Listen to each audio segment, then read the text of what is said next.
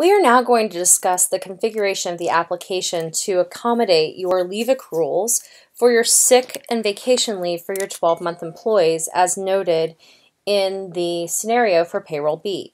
So what I've done is I've come to the absence plan configuration within the application, and here you can see that we've configured two of the plans as designated in your scenario, the vacation and the sick leave for 12-month employees.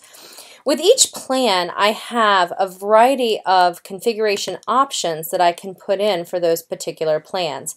So here you'll see for the sick leave, if I've drilled into that, I can basically place in the configuration of how I'm doing accrual options for this particular plan. Am I allowing for transfers, allowing for time off requests for this particular plan? How do I want employees and managers to see that plan from a self-service component? We also, for each plan, have different rules that are going to determine how I am determining eligibility, rules of service, accruals, usages, any limits for that particular plan, and how do I want their balances to be validated as they put in requests to use that leave. So if we drill into the detail of the service rule, this is where you can have for each different type of plan that you have a different requirement date. So in this case for the 12-month sick leave, we've used the first day worked. We also have options, so for your other plan for your vacation, that might be start date or hire date.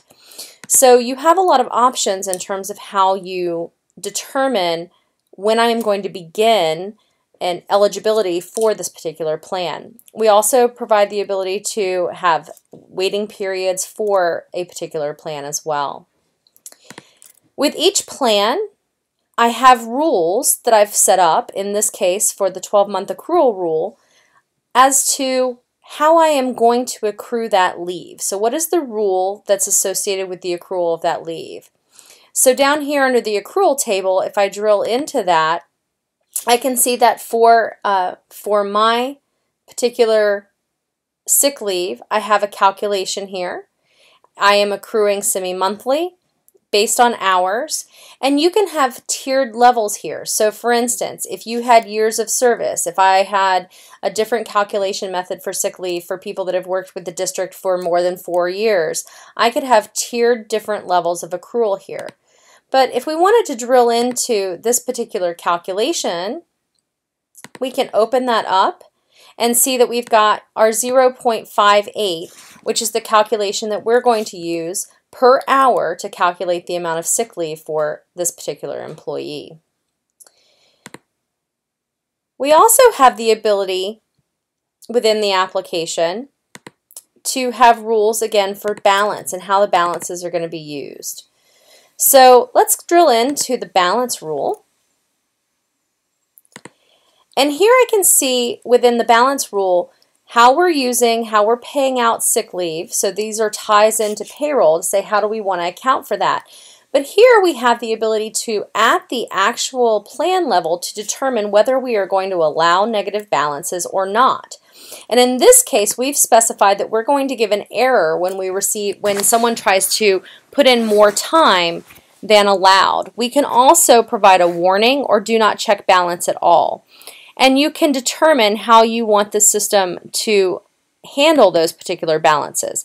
Here in the negative balance limit, I can put in, for instance, I will only let them go negative by 5 hours.